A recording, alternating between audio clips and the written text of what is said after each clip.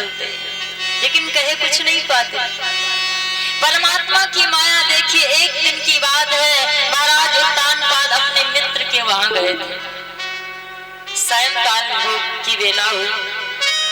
एक दिन तो सुरुचि ने इंतजार किया, महाराज नहीं आए।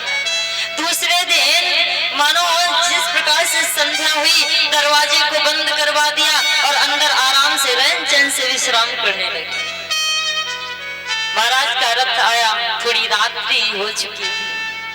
महाराज ने दरवाजे को खटखटाया, किसी ने खोला नहीं। महाराज ने विचार किया कि यहाँ कुटिया है, यहाँ मेरी बड़ी रानी रहती है, क्यों ना आज रात अपनी बड़ी रानी के साथ में गुजारूं। उत्तानपाद जब कुटिया में प्रवेश करने लगे, यहाँ तक था कि बड़ी रानी जब अपने पति के शुभ दर्शन प्राप्त कर लेती तब वो जौ की रोटी ग्रहण करती, अन्यथा जिस दिन महाराज के दर्शन नहीं होते उस दिन पानी पी करके ही अपना गुजारा कर लेती, कुछ खाती नहीं। पतिव्रता है। महाराज जो ही कुटिया में प्रवेश किया, बड़ी रानी बैठी थी, सोई नहीं थी कि महाराज मुझे लग रहा है कि मेरी ही कुटिया में आ रहे हैं। छोटी रानी मेरी बहन ने दरवाजे को नहीं खोला क्या? महाराज को देख बड़ी रानी रोने लगी, पीछे कदम हटा लिया। नहीं स्वामी, आप चले जाइए। अगर छोटी रानी सुरुचि को यह जानकारी मिल गई कि महाराज तो इसी कुटिया में रह रहे हैं तो जान तो आपका जीना तबाह हो जाएगा। कहते ना, जहाँ सुमति तहाँ संपत्ति नाना, जहाँ कुमति तहाँ विपत्ति निदाना। जहाँ पर प्रेम होता है वही तो नारायण आया करते हैं, जहाँ पर कुमति होती है वहाँ पर कलयुग का वास होता है। महाराज पूछने लगे, देवी महाराज ने जो ही पत्तों का आसन देखा, वो सूखी रोटी देखी। देवी कहती है, स्वामी मेरे घर में खाने को बस यही है, रूखा सूखा, आप ग्रहण कर लीजिएगा। मैंने भी कल से कुछ नहीं खाया। क्यों तुमने नहीं खाया? प्रभु मेरा वही नियम है, जब मैं महलों में रहती थी शुभ दर्शन आपके प्राप्त करने के बाद में ही जलपान किया करती थी, और 2 दिनों से आप अपने मित्र के वहां गए थे। महाराज मैं कैसे इस रोटी को ग्रहण करती? मेरा नियम तो वही है, नियम कभी तोड़ना नहीं चाहिए, कितने भी दुख क्यों ना आ जाए। कुछ पहले 4 पंक्तियां मैंने लिखी थी कि आसमां के ना तारे कोई गिन सका, और जिंदगी में उजाला वही कर सका जिसको हिम्मत है लड़ने की तूफान से। आसमां का सितारा वही बन सका जिसको भगवान ने सामर्थ्य दी, हिम्मत दी है। हिम्मत तोड़ना नहीं चाहिए। देवी बैठ गई कि तू सूरज मैं सूरज मुखी हो पिया, जब तक ना देखो तुम्हें कि तू सूरज मैं सूरज मुखी हो पिया, न देखो तुझे तो खिले ना जिया। तू हंसाया हंसी और रुलाया रोई, तू हंसाया हंसी और रुलाया रोई। सारी बतिया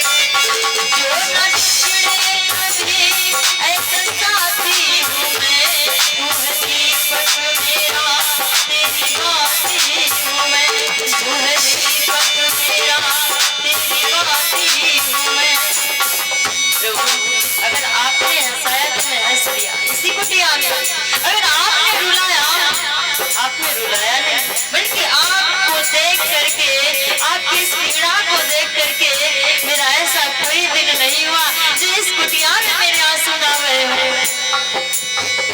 तो हंसाया हंसी और रुलाया हंसी, तो हंसाया हंसी और रुलाया हंसी,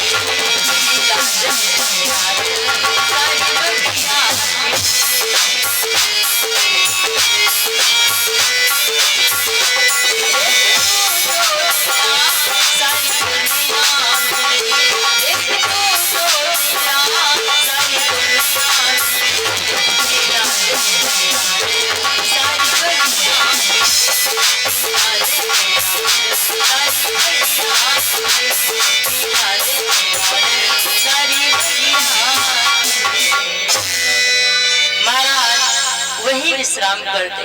परमात्मा की माया बड़ी विचित्र है, परमात्मा की माया को किसी ने जान नहीं पाया।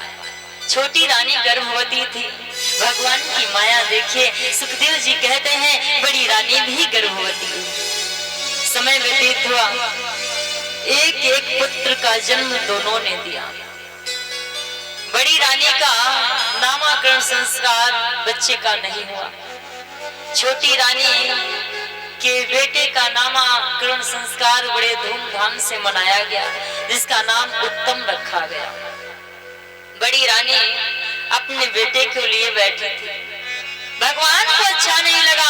भगवान सोचते हैं कि मेरा भक्त दुखी ना होने पावे। भगवान विष्णु उठ करके खड़े हो गए। लक्ष्मी मैया ने पूछा, प्रभु कारण क्या है? आप तो ध्यान मग्न थे, चिंतन में बैठे थे। विष्णु भगवान ने कहा, मैं भक्तराज के वहां जा रहा हूँ। लक्ष्मी मैया ने कहा, मेरे कुछ समझ में ना, किसके वहां जा रहे हो? मैं नामकरण संस्कार के लिए जा रहा हूँ। किसका नाम रखने जा रहा हूँ? अपने भक्त का नाम रखने जा रहा हूँ। ये देवी, अच्छा मैं समझ गई। पार्वती मैया ने कहा, लक्ष्मी मैया ने कहा कि प्रभु वो उत्तानपाद की बड़ी रानी है ना, उसके वहां बेटे का जन्म हुआ, उसका नामकरण स्वयं आप करेंगे? नारायण मुस्कुराने लगे, बिल्कुल करूंगा।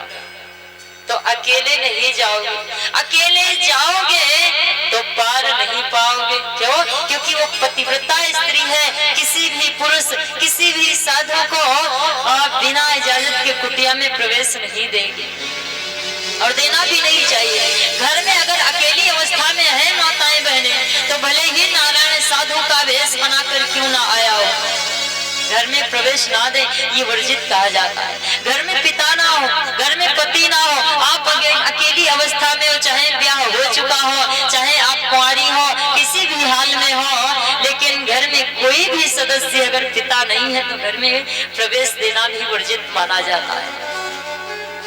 आज के युग में किसी पर भरोसा नहीं है, और अक्सर साधुओं पर तो बिल्कुल भरोसा नहीं। कवि कहता है कि जब भगवान वहां से चले तो लक्ष्मी मैया कहने लगी, मैं भी साथ में चलूं। लक्ष्मी मैया साथ में जा रहे, तब तक के नारद बाबा वहां से आ रहे, नारायण नारायण करते हुए। लक्ष्मी मैया देवी का ग्वालिन का वेश बनाया और साधु का वेश नारायण ने बनाया। नारद बाबा ने दो मूर्तियों को देखा, नारद बाबा हंसने लगे, वाह प्रभु, ये गोपवाल कहाँ जा रहे हैं? पीछे से ही नारद बाबा ने मानो हंस करके बीड़ा बजाया, नारायण नारायण, कहाँ जा रहे हो प्रभु? अब भगवान चौकन्ने हो गए। भगवान चौंक करके देखा, अरे देवर से आप कब आए? प्रभु आप जा कहाँ रहे? उस स्वरूप को देखने के बाद में मुझे वो छवि भूल गई जब आप चक्र सुदर्शन लेकर के खड़े हो जाते हो। इस रूप में बहुत अच्छे लग रहे हो। भगवान ने कहा, नारद मैं अपने भक्त के वहां जा रहा हूँ। अच्छा भक्त के वहां जा रहे हो, तो ये लक्ष्मी मैया ये भी जा रही, बाबा ऐसा करो तो हमको भी ले चलो। अब नारद बाबा का भी मन है कि मैं भी साथ में चलूं, तुम भी चलना चाहते हो। भगवान ने नारद बाबा के मन के भाव को समझ लिया। नारद बाबा से कहते हैं, अच्छा भेष बदल डालो, तुम भी चलो साथ। अब नारद बाबा भी साथ में गए। जो ही कुटिया के आस अब तो विचार मानो आपस में परामर्श करते करते कुटिया के पास पहुंचे। तो लक्ष्मी मैया कहती हैं मैं एक उपाय करूं। कहो देवी कौन सा उपाय? मैं कुटिया में जाऊं। देवी बैठी है अपने लल्ले को लिए हुए। एक बात कहो स्वामी, जब मैं देवी से सारी चर्चा करूंगी कि दो तपस्वी आए हैं आपकी इस नगरी में और बड़े ही ज्योतिषाचार्य हैं, आपके बच्चे का नामकरण नहीं हुआ, इसलिए आप उन दोनों को बुला लीजिएगा, नामकरण संस्कार करवा दीजिएगा, ये अच्छा रहेगा। और देवी कह भी देगी बुला लाओ बहन, क्योंकि मैं हूं ना साथ में। नारद बाबा ने कहा माँ ये बात बहुत बढ़िया, जाओ। अच्छा अब तो मानो लहराती हुई नाचती हुई मैया लक्ष्मी कहाँ पहुंची? कुटिया में पहुंची। देवी बैठी थी, देवी के पास में बैठ गई। कहो बहरा ये लल्ला तेरा बहुत अच्छा लगे, अब तो मैया भी मीठी मीठी बातें कर रही। सुनीति ने कहा हाँ बहन आप कहाँ की रहने वाली है? मैं आपके राज्य की ही रहने वाली हूँ। अरे बहन आपके चेहरे की निराशा को मैं देख नहीं पाई। मैंने सोचा कि दो बाबा आए हैं इस गांव में, इस नगर में, और क्यों ना आपके भी बच्चे का नामकरण हो जाए। क्या आपने नामकरण किया? नहीं बहन, मेरे बच्चे का नामकरण कौन करेगा? गरीब का कोई हुआ है क्या? नहीं। बनी बनी में लाखों निसार होते हैं और बनी बिगड़ जाती है तो दुश्मन हजार होते हैं, सगे संबंधी हो जाते हैं काम, जब पास कुछ होता है टूट जाता है गरीबी में जो रिश्ता अपना सबसे खास होता है। फिर हमारा कैसे कोई हो सकता है? मेरे बच्चे का नामकरण हुआ ही नहीं। माता लक्ष्मी ने इशारा किया नारद बाबा और नारायण को, आओ प्रभु यही अवसर है नामकरण का। नारद बाबा और नारायण दोनों पहुंचे, नामकरण किया बड़े प्रेम से, जिसका नाम ध्रुव रख दिया। परमपिता परमात्मा नारायण स्वयं ध्रुव को अपना ही बेटा मानता। नामकरण करने के बाद में भक्त और भगवान दोनों ने एक दूसरे को प्रणाम किया। प्रणाम करने के बाद में जब वहां से चले तो नारद बाबा नारायण नारायण करते हुए ब्रह्मलोक चले गए। माता लक्ष्मी और नारायण वैकुंठ धाम चले गए। प्रेम से बोले लक्ष्मी नारायण भगवान की। अब तो धीरे धीरे बेटा थोड़ा सा बड़ा हुआ। एक बार खेल चल रहा था, गेंद का खेल। अच्छा बच्चों का खेल अटपटा होता है। एक बार मेरे नैमिष धाम में कुछ बच्चे खेल रहे थे, 4-5 बच्चे इधर थे, 4-5 बच्चे इधर थे। एक पास खड़ा था। मैंने जाकर के पूछा भैया तुम काहे एकांत में खड़े हो? दीदी मैं मर चुका हूँ। मैंने देखा लोग कहते हैं ना कि मरे हुए प्रेत के पैर उल्टे होते हैं, होते कि नहीं दादा? होते हैं, ऐसा मैंने सुना है, देखा तो नहीं है और देखो भी ना, कभी ना ऐसा देखना पड़े। उल्टे होते तो मैंने पैरों की तरफ निहारा, पैर तो सीधे भैया तुम कहाँ को मर गए? अरे दीदी बात मानो मैं मर चुका हूँ। मैंने कहा भैया सब मामला गड़बड़ है, तुम जिंदा खड़े हो तुम मरी कैसे गए? सच में दीदी मैं मर चुका हूँ। मैंने कहा कोई बात नहीं, छोड़ो ये बात, तुम मरी गए अब जिंदा कैसे हो? दीदी एक बात कहूँ? हाँ भैया कहो। इनमें से अगर कोई मर जाए हम तुरंत जिंदा। ऐसा बच्चों का खेल। प्रेम से बोले गोविंद भगवान की। अब ध्रुव और उत्तम ये दोनों खेल रहे थे। गांव पड़ोस के भी 4-5 बच्चे थे। जब ध्रुव ने गेंद को फेंका तो जा करके महल में गिरा। सब बच्चे रोने लगे, नहीं मुझे वही गेंद चाहिए। जब जिद करने लगे तो ध्रुव गया। महाराज बैठे थे, महाराज ने देखा मेरा बेटा आया है, जाकर के उठा करके गोदी में बिठा लिया। अब छोटी रानी ने देखा, अच्छा कलाई को पकड़ लिया और नीचे झटका दिया। अगर तुझे राजा की गोद में इतनी शौक थी बैठने की तो मेरी कोख से क्यों जन्म नहीं लिया? अरे मेरे कोख में पैदा हो जाता तो महाराज के गोदी का सुख भी प्राप्त होता, पिता का सुख तुझे मिलता, लेकिन तेरे भाग्य में पिता का सुख लिखा ही नहीं। महाराज से कहने लगे, महाराज आज तक मैं देखती आई हूँ कि मेरे बेटे उत्तम को इतने भाव से कभी गोदी में बिठाकर लाड़ प्यार नहीं किया। आज मेरी सौत का बेटा आया, आप उठा करके उसे चूम रहे हो। मेरा लाल है, मेरा बेटा है, मेरा कलेजे का टुकड़ा है। ध्रुव रोता रोता अपनी मैया के पास पहुंचा। माँ ने देखा, अरे बेटा तू रो रहा है। माँ, मेरा पिता कौन है? तुझे किसने मारा है? तू सच सच बता। मुझे किसी ने मारा नहीं, लेकिन जो मेरी मौसी है उन्होंने ये बात कही है। क्या मैं पिता का प्यार लाड़ कभी प्राप्त नहीं कर सकता?